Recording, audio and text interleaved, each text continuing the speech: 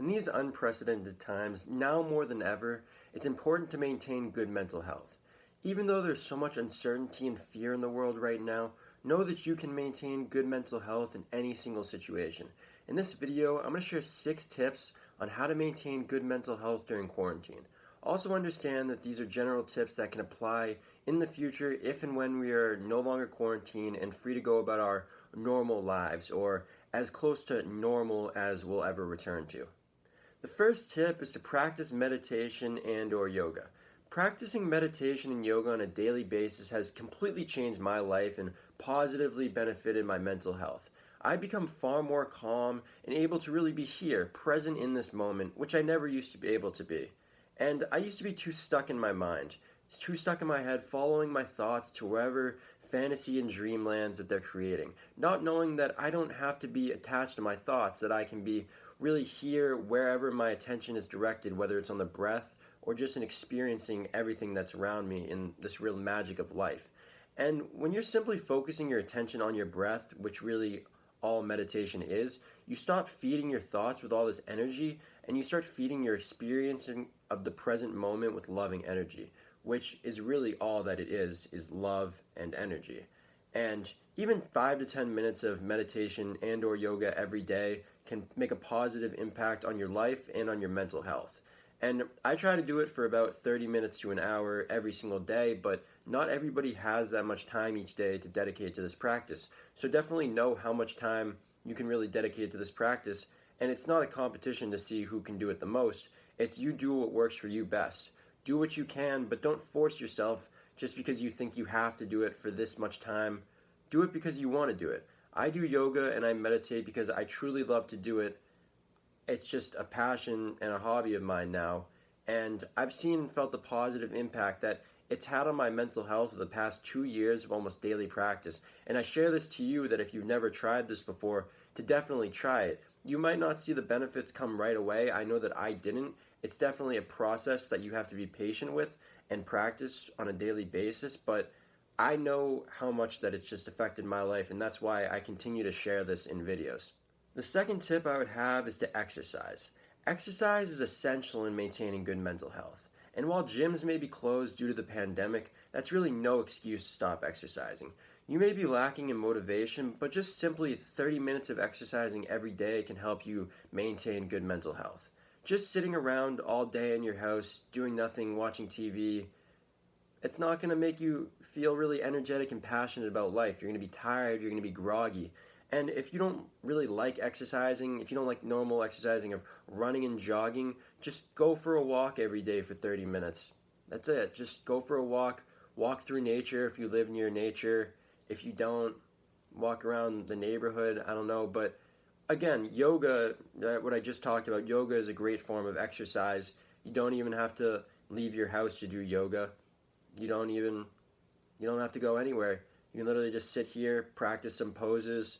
I'll definitely make more videos about yoga in the future, but everybody has their preferred ways to exercise, and I'm not here to tell you which forms of exercise are superior to others because everybody has different body types, everybody has different fitness goals. My preferred exercise method at this point is yoga because I've become to know myself and I've really tried different things. I still lift weights, do push-ups, sit-ups, stuff like that, but I've really noticed that I used to be very inflexible, both in my mind and my body, and yoga is just one thing that's really helped me become flexible in both my mind and my body. And it really doesn't matter, again, what you do, as long as you're up, active, and moving your body in some type of way. Exercising consistently, even just for 30 minutes a day, can help you maintain good mental health. My third tip is to keep a journal. Keeping a journal was something I started doing around 2 years ago that completely changed my life. I initially started it as a way of getting to know myself better and being more in touch with my emotions, which is something that I never used to feel or understand.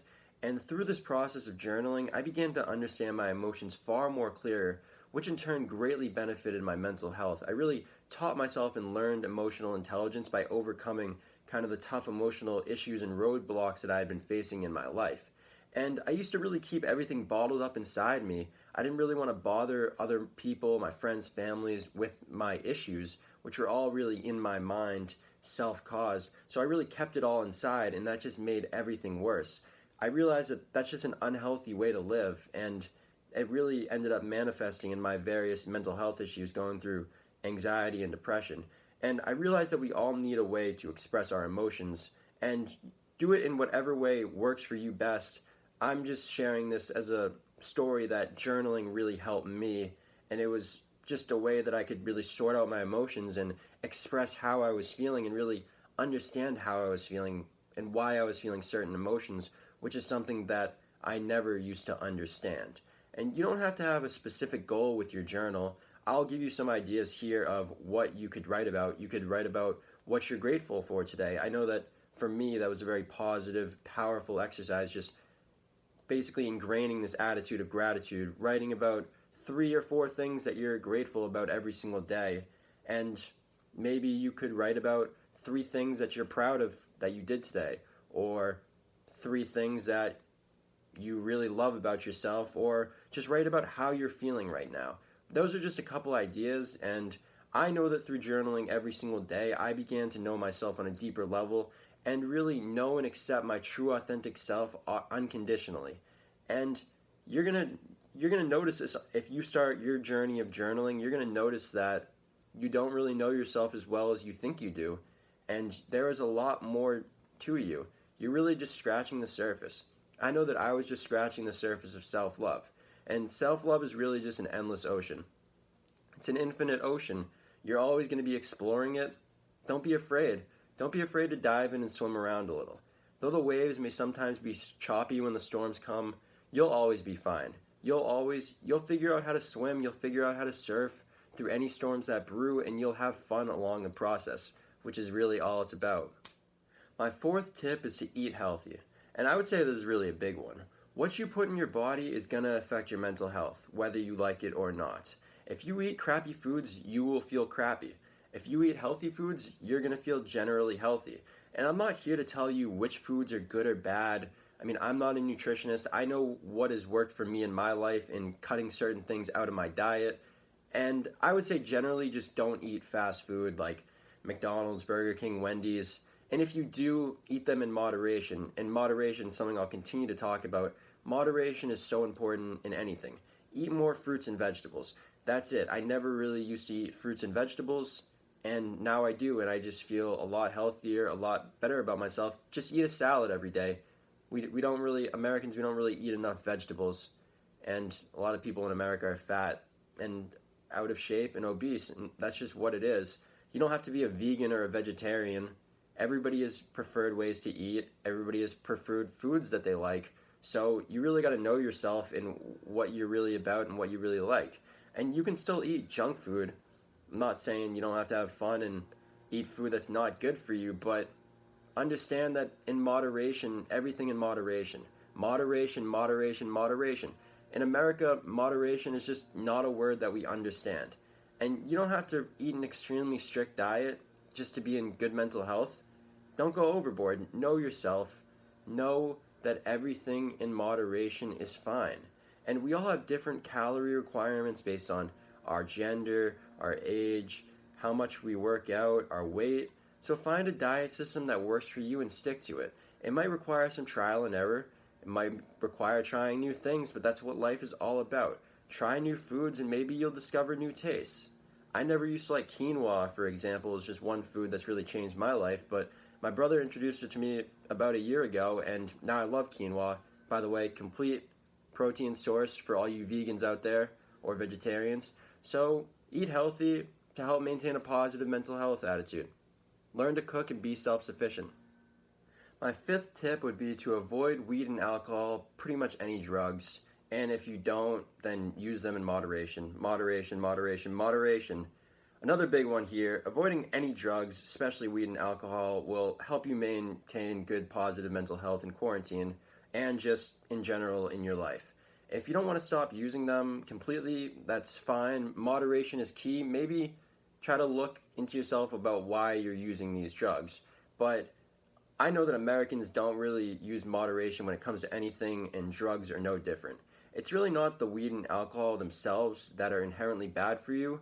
Well, maybe all right, alcohol honestly might be bad for you just generally, but having a beer once or twice for 1 or 2 days a week isn't going to affect your mental health that poorly, but it's when you binge drink. And I would say that America's the binge drinking capital of the world. I don't know if that's true or not, I just made that up, but it sounds good, so I'll roll with it.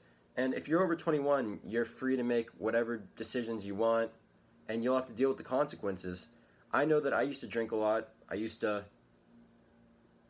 I just don't really see the point in it now. I realize that I don't really like drinking to that extent, and some people do. So definitely know yourself. I just know that I'm not that type of person anymore. I don't have any regrets. I had fun times and know the lessons that I learned from them, but it's just not the same as it used to be.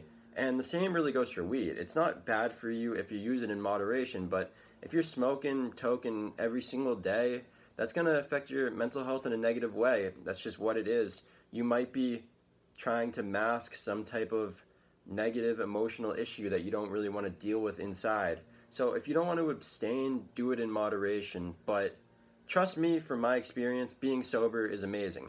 I know it's not cool to be sober. It's not what the cool kids do, but do you really care about being cool? I really don't think you'd be watching this video at this point right now if you care about being cool, care about being one of the cool kids. You care about maintaining good mental health. That's why you're watching this video, and I know that that's what's most important to me, maintaining good mental health, and that's why I'm sharing this message right now to you. Being sober has really changed my life and has done wonders for my mental health, so that's why I'm telling that to you right now. And the sixth and final tip for this video is to get enough sleep. Get a good night's rest. The last tip, get enough sleep, is very important. Very, very important, and honestly pretty underlooked. We're a very tired society, and while everybody requires different amounts of sleep to feel recharged and energized based on your age, everybody just aim for around 7 to 9 hours a night. If you're younger, probably go to the higher end of that scale, and if you're older, go to the lower end of that scale, and obviously see what works for you. Maybe experiment with this. But if you're consistently getting around 5 to 6 hours of sleep every night, that's going to reflect negatively in your mental health, and you're going to be wondering why you're feeling so cranky and tired all the time. Or maybe you won't even be wondering. Maybe you'll just know because you can't get that much sleep. And getting enough sleep, getting a good night's rest is essential in maintaining good mental health. That's all it is. If you feel like you have too much to do to the point where you're up all night working, you're always busy, maybe your time management skills need improvement. There might be more to that, but I know that for me, I used to be a procrastinator and I'd be up all night. Instead of procrastinating until the night before a project, then pulling an all-nighter, maybe plan in advance and do a little bit at a time. Maybe weigh whether it's worth it to go watch 6 hours of Netflix and then cram for an exam, or you could just be doing a little bit at a time. That's just my 2 cents on it. And when you manage your time more efficiently, you'll be able to get enough sleep and feel energized and recharged the next day. That may not be the case for everybody. Maybe you're working a job that's 100 hours a week, but then again, it's all up to you. You choose. So that's just a list of 6 tips that I have for maintaining good mental health during quarantine. And I would say that these tips apply to any single time in history, whether we're in quarantine or not. They're just general tips on how to maintain good mental health based on what I've experienced. And understand they're just tips. They're just things that have worked for me. Maybe they won't work for you, but I'm sharing them because I've seen and I've really experienced the positive impact that they've had over my life, or they've had all my life over the past 2 years. So that's why I'm sharing them with you. And I urge you to find things that truly work for you and stick to them. Trust your gut. Don't just follow it because I said it. If something resonates with you, try it. And if it works, great. But if it doesn't, try something else that works for you. There are many more things that I could have discussed, so don't think that these are just the 6 end-all be-all. These are definitely important. That's why I made them in this first video, but I'll definitely be making many more mental health videos in the future. And if you like this video, give me the thumbs up, press that like button, and press the subscribe button if you have not subscribed to this channel yet. I'll be making more videos like this. Remember, be kind to yourself. You know who you are. My name is Ari. Thanks for watching. Have a great day, Peace.